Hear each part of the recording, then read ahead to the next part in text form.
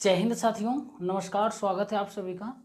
देखिए, कैलेंडर के 4-5 क्लास हम लोग कर चुके थे और उस 4-5 क्लास में जितने भी इम्पोर्टेंट फैक्ट बन रहे थे उन सभी फैक्ट को हम लोग डिस्कस कर लिए थे, लगभग सभी चीज़। और भी कुछ चीज़ें बच गया जो कि आज से 1-2 क्लास में ख़त्म कर देंगे। उसके बाद फिर 2 से 3 क्लास ले लेंगे आपका प्रैक्टिस के लिए, है कि नहीं। क्वेश्चन हर टाइप का देंगे, उसके बाद वहाँ उड़ा देना है, ठीक है ना। देखिए, आज की क्लास में हम पढ़ेंगे रिपीटेशन ऑफ कैलेंडर। आप देखते होंगे क्वेश्चन कभी कभी दे देता है कि किसी एक पार्टिकुलर साल दे देगा और बोलेगा इस पार्टिकुलर साल का कैलेंडर सेम किस साल के जैसा रिपीट करेगा। यानी रिपीटेशन ऑफ कैलेंडर हम आज पढ़ेंगे। कैलेंडर का दोहराना, जैसे अभी चल रहा 2025 का साल, बोलेगा कि 2025 का कैलेंडर जो है सेम इसी के जैसा हूबहू कौन सा साल का कैलेंडर होगा, या फिर 2025 पिछले किस साल के रिपीटेशन का कैलेंडर है, ठीक ना। तो देखिए, वो सब हम आपके सामने लिखे हैं, आप चाहें तो स्क्रीनशॉट इसका ले लीजिएगा। अब हम इसको बारी बारी से समझेंगे क्या है रिपीटेशन में। तो सबसे पहले देखिए, जो भी आपके सामने वर्ष दिया रहे, साल दिया रहे, टाइम दिया रहे, उस दिए गए वर्ष में सबसे पहले पता करें कि वो जो वर्ष है वो लीप ईयर है या नॉर्मल ईयर है, यानी वो लीप ईयर वर्ष है या फिर साधारण वर्ष है, ठीक ना। ये पता कर लिए। उसके बाद आप पता करते वक्त हम क्या बताए थे आपको, leap year non leap year check करने का तरीका सब कुछ बता दिए हैं, ये अभी नहीं बताएंगे आप। अब देखिए, यदि चेक करते वक्त उस साल को यदि आप भाग दीजिएगा, 4 से दीजिएगा या फिर आपका 400 से भाग दीजिएगा, तो यदि आपके सामने मेरे दोस्त ऐसे नॉर्मल के लिए हम कर रहे हैं, नॉर्मल वर्ष के लिए ध्यान रखिएगा, क्योंकि शताब्दी वर्ष के लिए कुछ अलग कंडीशन है, उसको हम लास्ट में बताएंगे। तो देखिए, यदि शेषफल जो है आपके सामने 0 आ जाए, नॉर्मल वर्ष के लिए हम पूछ रहे हैं, जैसे 1955, 1954, 1946, 1857, 1935, ये सब के लिए, ठीक ना। यदि उस वर्ष को चेक करिएगा लीप ईयर है या नॉन लीप ईयर, तो यदि शेषफल 0 आता है, यानी पूरे पूरे कट जाता है, तो वो कहीं ना कहीं लीप ईयर वर्ष होगा। शेषफल 0 आ रहा है तो वो लीप ईयर होगा ना। तो इस कंडीशन में 0 शेषफल आने के बाद लीप ईयर होगा, तो उसमें क्या होगा, जो भी दिया गया साल है मेरे दोस्त, उसमें से प्लस 28 साल बाद जो कैलेंडर होगा वो सेम उसी कैलेंडर के भांति एकदम व्यवहार करेगा, उसी के जैसा A to Z दिन महीना तारीख सब कुछ रहेगा। अब एग्जाम्पल के तौर पर देखो, जैसे मान लिया जाए, इसका हम एग्जाम्पल दे देते हैं। इसका मान लेते हैं 1952 दे दिए एग्जाम्पल, ठीक ना। 1952 बोले, इस साल का कैलेंडर जो है सेम रिपीट कौन सा साल करेगा। 1952 का कैलेंडर जो है आगे के जो है किस साल का कैलेंडर सेम इसके जैसा होगा। तो हम पता कर लिए कि जो दिया गया साल है नॉर्मल साल है, नॉर्मल ईयर है या लीप ईयर। तो हमको पता लग गया ये जो 1952 है ये लीप ईयर वर्ष है।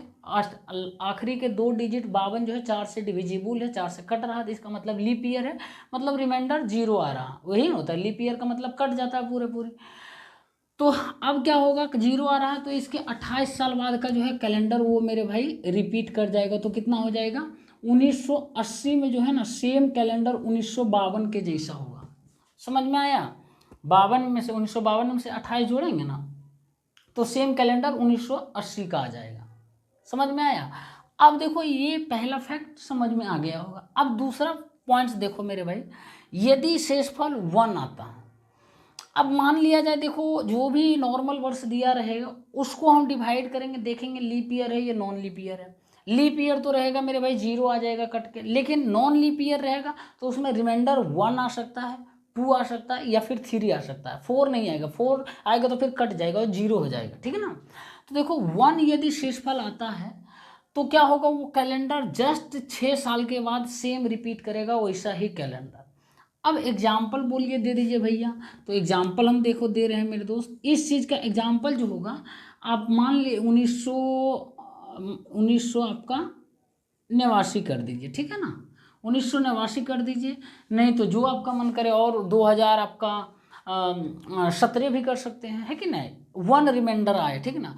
तो देखो रिमाइंडर यहाँ पर हम 1989 को हम देखते हैं चेक करके लीप ईयर है या नॉन लीप ईयर। तो हम 4 से डिवाइड करने जाते हैं तो 22 चौक 88, एक बचता है रिमाइंडर मेरे भाई।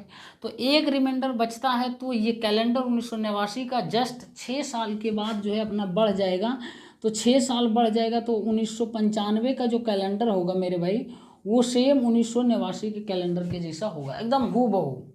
ठीक है ना, दिन वही होगा, महीना वही होगा, सब कुछ वही होगा। ठीक, अब देखो रिमाइंडर 0 आया, रिमाइंडर 1 आया, अब रिमाइंडर 2 या 3 आ जाए तो 2 और 3 सेम चीज़ को फॉलो करता है। ठीक है ना, तो यदि रिमाइंडर यानी शेषफल 2 और 3 आ जाता है तो उस कंडीशन में जो दिया गया साल है मेरे भाई, उस साल का रिपीटेशन का कैलेंडर जो है, उस साल का सेम कैलेंडर जो है अपने 11 साल बाद के कैलेंडर से रिपीट करेगा।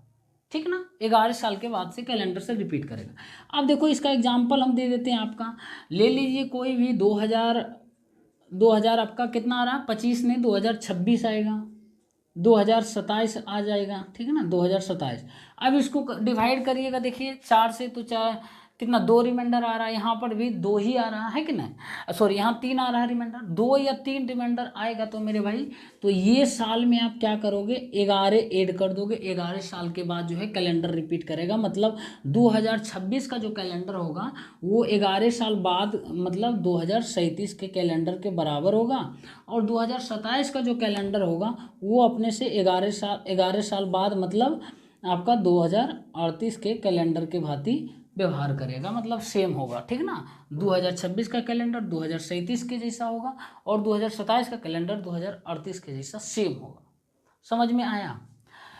अब देखो कुछ चीज़ और है, नोट में लिखे हैं, यानी लीप ईयर जो है हर 28 साल बाद सेम कैलेंडर खुद को रिपीट करेगा। ये 99% केस में ये लागू होता है। ठीक है ना, 1% में आपको बता चुका हूँ ऑलरेडी कि हर जो है जरूरी नहीं कि हर 4 साल के बाद लीप ईयर ही लगता हो, ये चीज़ हम आपको बताए थे, दूसरा क्लास देखिएगा। यानी लीप ईयर हर 28 साल के बाद खुद का सेम कैलेंडर रिपीट कर देता है। ठीक है ना, 28 साल बाद। अब देखो ये हो गया नॉर्मल सब वर्ष साल जो है, साल नॉर्मल साल 1992, 2025, 2024, 2027, 2032, 35 ये सब। लेकिन शताब्दी साल रहे तो क्या होगा मेरे भाई, शताब्दी साल के लिए भी तो कुछ चाहिए। तो अब देखो शताब्दी में 2 तरह का शताब्दी होगा, एक क्या होगा लीप ईयर का शताब्दी वर्ष होगा, दूसरा नॉन लीप ईयर का होगा, है कि नहीं, नॉर्मल ईयर का होगा। तो देखो यदि लीप ईयर लिख लेना ये सब के सब, यदि लीप ईयर शताब्दी वर्ष रहे तो देखो शताब्दी तो सभी में 100 जुड़ा हुआ है, लगा हुआ है, 100 का मल्टीपल है। शताब्दी का मतलब क्या होगा बता देंगे आपको, 100 का मल्टीपल जो, लेकिन शताब्दी तो है लेकिन लीप ईयर रहना चाहिए। तो देखो 2000 साल लीप ईयर है, 1600 leap year, 1200 leap year, 800 leap year, 2400 साल लीप ईयर, 2800 साल लीप ईयर। क्योंकि हम देखो शताब्दी वर्ष को लीप ईयर या नॉन लीप ईयर है चेक करने के लिए हम 400 से डिवाइड करते हैं, तो 400 से डिवाइड करो, सभी के सभी कट जा रहा, तो कट जा रहा मतलब ये शताब्दी वर्ष दिया गया जितना उदाहरण है सब लीप ईयर है। तो ये लीप ईयर शताब्दी वर्ष रहे मेरे दोस्त, तो ये जो है प्लस 28 साल बाद ही सेम कैलेंडर रिपीट करेगा। ठीक है ना, यहाँ जैसा कि हम लोग पढ़ लिए थे ना, चलो यहाँ पढ़ लिए थे 28 साल बाद वही, इसको इसमें अलग झमेला कुछ नहीं है। ठीक ना, लीप ईयर रहेगा, 28 साल बाद कैलेंडर रिपीट कर जाएगा, चाहे नॉर्मल साल हम चेक करें या शताब्दी वर्ष का करें। अब लेकिन नॉर्मल ईयर यानी नॉन लीप ईयर या नॉर्मल ईयर यानी साधारण वर्ष का शताब्दी वर्ष दिया रहा है, जैसे 2500, 2300, 2100, 1900, 1800, 1700, ये शताब्दी वर्ष तो है लेकिन ये नॉर्मल वर्ष है, ये साधारण लीप ईयर वर्ष नहीं है। 400 से डिवाइड करिए, शताब्दी वर्ष है ना, तो 400 से डिवाइड करेंगे लीप ईयर है या नहीं चेक करने के लिए, तो कोई नहीं करता है, 400 से डिवाइड कर नहीं करता है।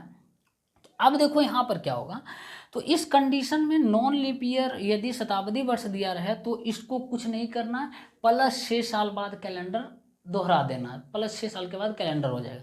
यानी 2500 का कैलेंडर 2506 ईस्वी के बराबर होगा, 2300 का कैलेंडर 2306 ईस्वी के बराबर होगा, फिर उसी तरीके से 1700 का कैलेंडर 1706 ईस्वी के बराबर होगा।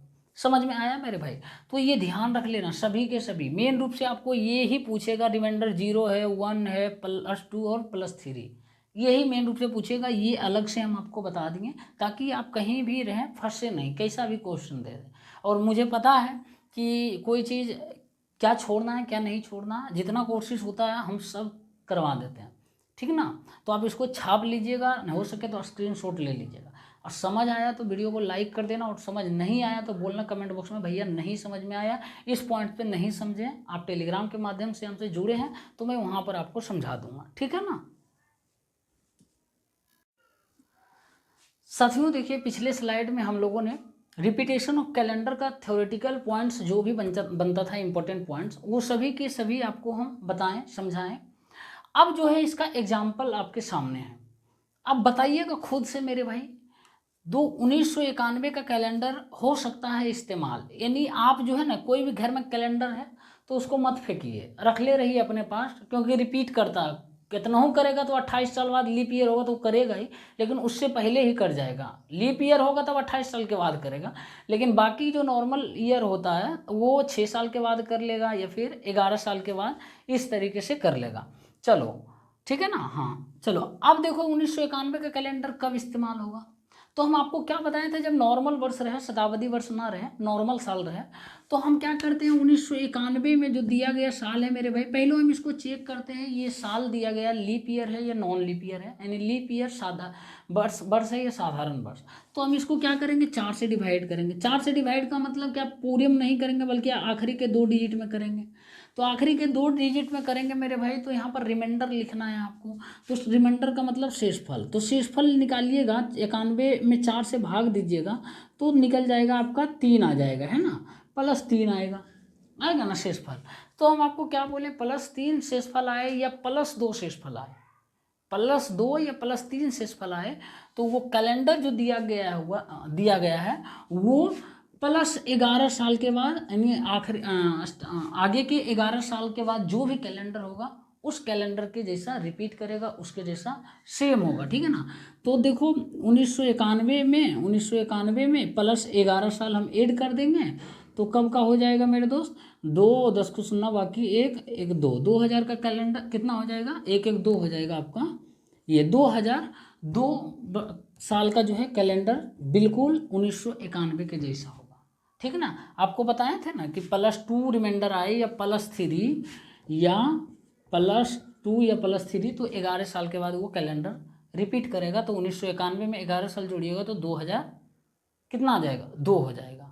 समझ में आया। अब देखो फिर से एग्जाम्पल आपके सामने होगा, ये बताइएगा, ठीक।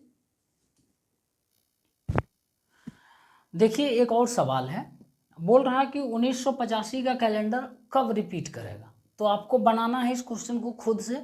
एक क्वेश्चन पिछले बता दिए और ये क्वेश्चन कम से कम आप बनाइए खुद से, ताकि जो है ना आपको याद हो जाए चीज़ें, जो भी बता रहे हैं पॉइंट्स बताएं, उस पॉइंट्स को बार बार देखने से होता क्या है, याद हो जाता है। कम से कम पहली बार जब प्रैक्टिस कर रहे हैं कोई चीज़ को, देखिए क्या दिक्कत है, कोई चीज़ एक बाह्य याद नहीं हो जाता, धीरे धीरे प्रैक्टिस से होता है, ठीक ना। तो देखिए 1985 का कैलेंडर हम आपको क्या बताए थे, ये सब नॉर्मल ईयर है। तो हम क्या करेंगे, सबसे पहले जो दिया गया साल है ये 1985, इसको हम चेक करेंगे लीप ईयर है या नॉन लीप ईयर है।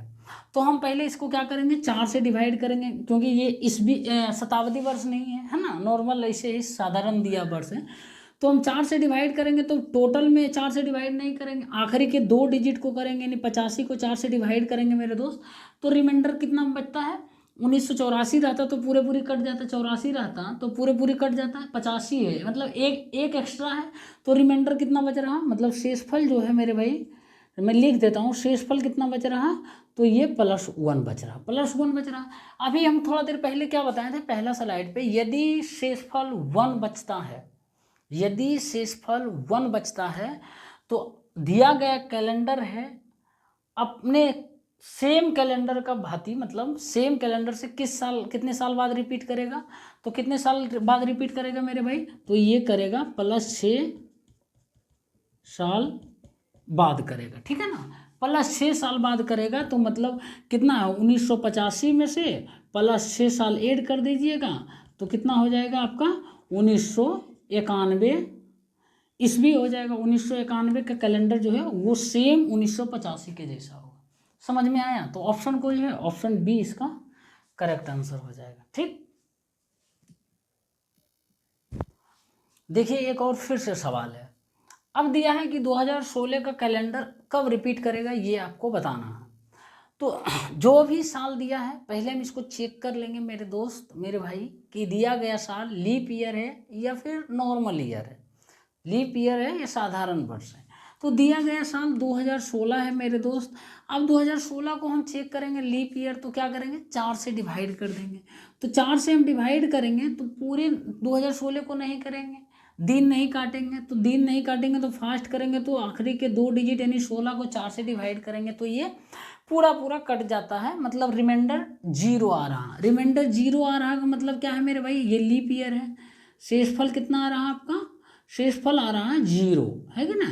तो मतलब कि ये जो साल दिया हुआ है ये आपका लीप ईयर दिया हुआ है, लीप ईयर दिया हुआ है। अभी थोड़ा देर पहले पहला स्लाइड में हम आपको क्या बताए थे, यदि रिमाइंडर 0 आ जाता है, दिया गया जो साल है उसका शेषफल 0 आ जाता है, यानी वो साल लीप ईयर होगा। तो रिमाइंडर 0 आने के बाद या लीप ईयर वो साल होने के बाद अपने कैलेंडर जो है खुद के 28 साल बाद रिपीट करता है। कितने साल बाद, 28 साल बाद। तो ये आपका हो जाएगा प्लस 28 साल ऐड हो जाएगा मेरे दोस्त, हो जाएगा ना।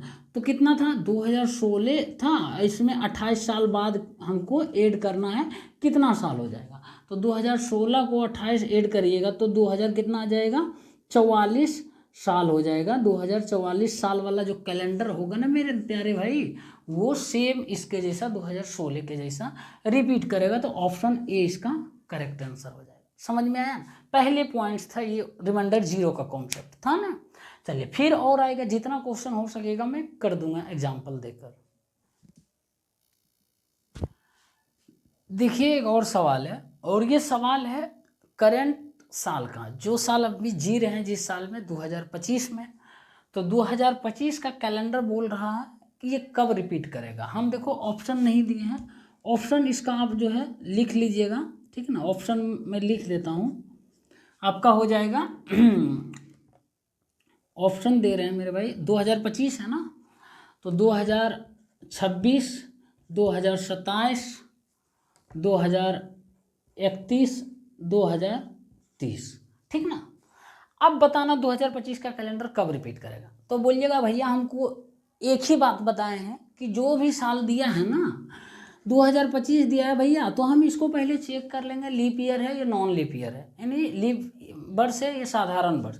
तो हमको बताए थे भैया पहले ही क्लास में कि लीप ईयर चेक करने का तरीका है, नॉर्मल वर्ष जो रहता है उसको हम 4 से डिवाइड कर देते हैं, मतलब बिना शताब्दी का जो वर्ष रहेगा तो हम 4 से डिवाइड करेंगे। भैया ये भी बताए थे कि टोटल में 4 से डिवाइड नहीं करना है, दिन नहीं काटना है, तो आखिरी के 2 डिजिट को 4 से डिवाइड कर दीजिए। तो जो रिमाइंडर आएगा मेरे दोस्त वो 25/4 है होगा, आप डिवाइड करेंगे 25/4 यानी 25 को 4 से डिवाइड करेंगे तो रिमाइंडर कितना आ रहा है मेरे दोस्त, तो बोलिएगा 1 आ रहा है भैया। शेषफल जो आ रहा है वो आपका 1 आ रहा है, शेषफल जो हो वो +1 आ रहा ना। तो +1 आ रहा, तो अभी थोड़ा देर पहले स्लाइड पर बताया भैया कि जब शेषफल 1 आता है तो कैलेंडर कितने साल बाद रिपीट करता है, तो 6 साल के बाद कैलेंडर रिपीट करता है, ठीक है ना। तो +6 साल इसमें हो जाएगा, ठीक है ना। क्वेश्चन सही है ना, हाँ चलो क्वेश्चन सही है। +6 साल के बाद रिपीट करता है, तो 2025 का भैया कैलेंडर इस 6 साल के बाद रिपीट करेगा, है कि नहीं, 6 साल बाद वाला जो कैलेंडर होगा। तो 2025 को 6 साल ऐड करेंगे तो कितना हो जाएगा, 2031 वाला कैलेंडर लिख लेना। 2031 वाला कैलेंडर जो है वो रिपीट करेगा, ठीक है ना, रिपीट करेगा। ऑप्शन कौन सा है मेरे दोस्त, तो ऑप्शन सी है इसका करेक्ट आंसर, ये हो जाएगा, ठीक ना। अब देखो ये आपको बता दिए 3 से 4 एग्जाम्पल, होमवर्क दे देते हैं मेरे दोस्त। होमवर्क आपके लिए सभी लोग बनाइएगा। देखो मैं जो भी पूछता हूँ मेरे भाई ये देता हूँ उसको कम से कम कर लिया करो, भरोसा रखो। जितना भी मैं जीके जीएस बता रहा हूँ, लूसेंट का हो चाहे वो स्पीडी पब्लिकेशन का करंट अफेयर हो, सब के सब देख रहे हो। 40 क्वेश्चन में एनटीपीसी मॉक टेस्ट लाइव में हम 25-26 क्वेश्चन अभी करवा रहे हैं, लड़वा रहे हैं क्वेश्चन मेरे भाई। और ये सच बताऊं ना, कोई मेरे अंदर जादू नहीं है, बस वही चीज़ें हैं जो क्वेश्चन पूछता है, बस नॉलेज रहना चाहिए, बस चीज़ों को समझने का प्रयास करिए। हर एक चीज़ को कड़ी करके मतलब रिलेट करके पढ़ना सीखिए, जोड़ कर सीखना, ठीक है ना। ऐसा नहीं कोई एक क्वेश्चन आया बस उसी को हम करके सो गए हैं, उससे उसके अलावा जितना भी क्वेश्चन बनता है उन सभी क्वेश्चन को जोड़ के लिखिए, वहीं आसपास लिख लिया करिए। ये होता है स्मार्ट वर्क, ठीक है ना। हार्ड वर्क करिए, उसके साथ साथ स्मार्ट वर्क भी जरूरी है। अब देखो होमवर्क दे देते हैं। पहला क्वेश्चन मेरे भाई, पहला दे देते हैं 1947 का कैलेंडर कब सेम रिपीट करेगा। दूसरा क्वेश्चन दे देते हैं 1950 का कैलेंडर कब रिपीट करेगा। तीसरा क्वेश्चन दे देते हैं आपका 1857 का कैलेंडर कब रिपीट करेगा। चौथा क्वेश्चन आपको दे देते हैं मेरे भाई 2000 का कैलेंडर कब रिपीट करेगा।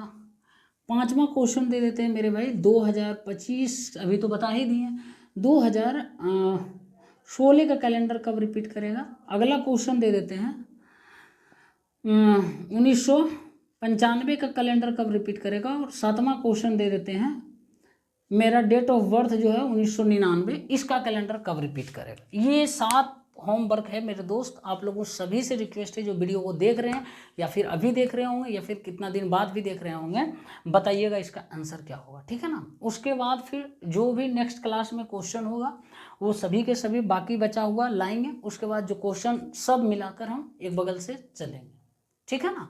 पसंद आया मेरे भाई कैलेंडर का सेशन तो वीडियो को लाइक कर देना और शेयर कर देना स्टडी ग्रुप में, ठीक है ना। आप करते हो वीडियो को शेयर तो मुझे भी मोटिवेशन मिलता है, और लाइक करते हैं तो ताकि हम जो है बढ़िया से बढ़िया और चीज़ें लाकर रीजनिंग का कॉन्सेप्ट आपको दें। आगे देने वाले हैं आपको घड़ी और के मिनट और घंटे का सुई के बीच का एंगल। उसके बाद घड़ी का जो है मान लिया जाए कोई एक खास टाइम है 5:10 है तो उसका वाटर इमेज क्या होगा, वाटर मतलब जल प्रतिबिंब, ठीक है ना। और उसके बाद फिर आपको नंबर ऑफ ट्रायंगल सिखाना बताएंगे, आपको वर्ग में कितना टोटल त्रिभुज बनता है। ये सभी के सभी कैलेंडर का जितना भी हॉट इंपॉर्टेंट टॉपिक है वो मैं आपको करवा दूंगा ट्रिक के माध्यम से, ठीक है ना। मिलते हैं नेक्स्ट क्लास में, तब तक के लिए आप सभी लोगों का बहुत बहुत धन्यवाद।